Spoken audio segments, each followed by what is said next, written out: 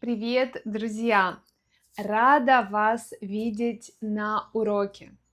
Сегодня мы поговорим о произношении в русском языке, о том, как правильно произносить, то есть говорить слова по-русски без иностранного акцента, чтобы звучать как носитель языка.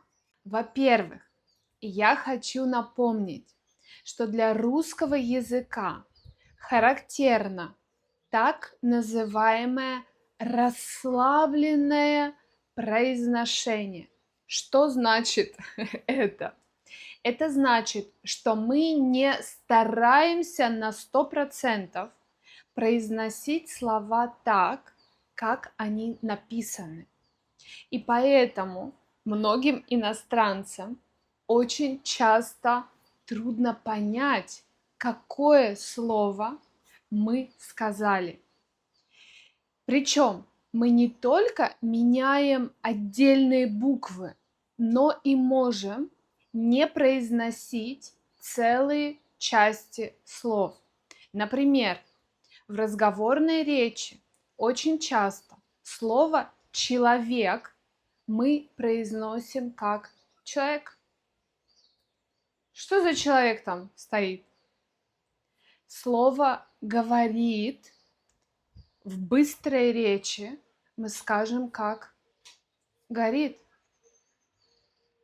Что ты там говоришь? Я ничего не слышу. Второе. Безударное «о» в русском языке мы всегда произносим как «а». И это не факультативно, это обязательно. Так нам говорит литературная норма русского языка. И это значит, что очень многие слова, которые заканчиваются на букву «о», в конце произносятся с буквой «а».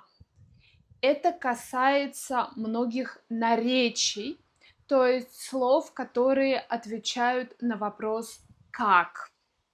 Интересно, жарко, скучно, холодно, модно. Третье. Звонкие согласные на конце слова и иногда в середине слова тоже мы оглушаем, то есть не произносим их звонко. Например, хлеб пишем с «б», говорим хлеб. Глаз пишем с «з», говорим глаз. Бег от слова бегать, говорим бег, бег. И даже можем оглушать чуть-чуть по-другому, чем в пару этого звука, например, Бог. Четвертое и очень важное правило в русском языке – это то, что существительные и стоящие перед ними предлоги мы интонационно произносим вместе. Мы их не разделяем паузой. Например, я спрашиваю подругу: «Лиза, ты придешь ко мне в гости?» Я не говорю «ко мне», я говорю «ко мне». Мы с вами не знакомы. Не с вами, а с вами. Они идут к врачу. Что такое к врачу? К врачу. Но произносим это в одно слово, на одном дыхании. Еще примеры. Мама говорит ребенку: отойди от окна. От окна. Поговори со мной.